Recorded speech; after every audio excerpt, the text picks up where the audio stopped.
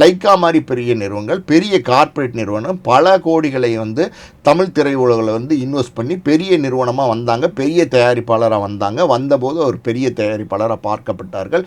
இன்றைக்கி வந்து லைக்கா வந்து ஓட ஓட விரட்டிட்டாங்க அப்படின்னு தான் நம்ம சொல்லணும். காரணம் என்னென்னா, அவங்க எடுத்த எல்லா பெரிய படங்களுமே தொடர்ந்து தோல்வி. அதாவது வந்து சந்திரமுகி அப்படின்னு ஒரு படம், அது 2, அப்புறம் வந்து லால் சலாம்னு ஒரு படம், இந்தியன் 2, அப்புறம் இந்தியன் 3 வந்து பாதி எடுத்து நிறுத்தி வச்சுருக்காங்க. இந்த மாதிரி வந்து அதுக்கப்புறம் பார்த்திங்கன்னா நம்ம இது விடாமுயற்சி, இப்படி பல படங்கள் வந்து தொடர்ந்து தோல்வியை கொடுத்தா அவங்க என்ன செய்வாங்க?